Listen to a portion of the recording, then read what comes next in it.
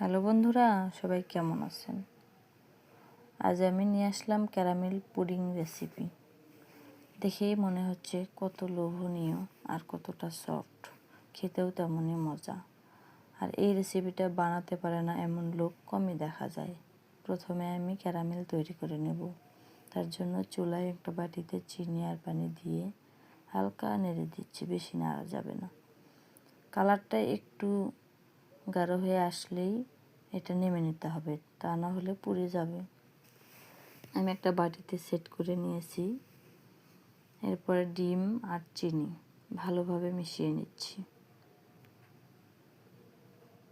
মিশিয়ে নেওয়া হয়ে গেলে এরপরে আমি রুম টেম্পারেচারে রাখা দুধ দিয়ে দেব। এটা কিন্তু জ্বালিয়ে নিয়েছি, আগে জ্বালিয়ে ঘন করে নিয়েছি।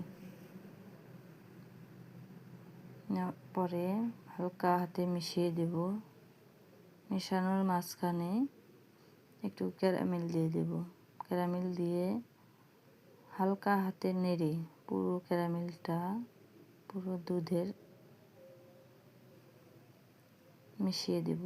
মিশিয়ে দেওয়ার পরে এই ক্যারামেল যে বাটিতে সেট করেছি, এই বাটিতে ক্যারামেলের এটা ঢেলে দেব। আর চুলায় একটা স্ট্যান্ড বসিয়ে পানির ভাপে এটা আমি ভেপে নেব 40 মিনিট। 40 মিনিট ভেপে নেওয়ার পরে আমার ক্যারামেলটা মাশাআল্লাহ আলহামদুলিল্লাহ অনেক সুন্দর হয়েছে। দেখি এখন কেমন হয়। আলহামদুলিল্লাহ অনেক সুন্দর এবং সফট হয়েছে। আপনাদের কেমন লাগলো সবাই জানাবেন প্লিজ।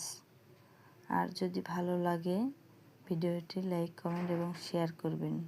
আমার চ্যানেলটিকে সাবস্ক্রাইব করবেন। আল্লাহ হাফেজ।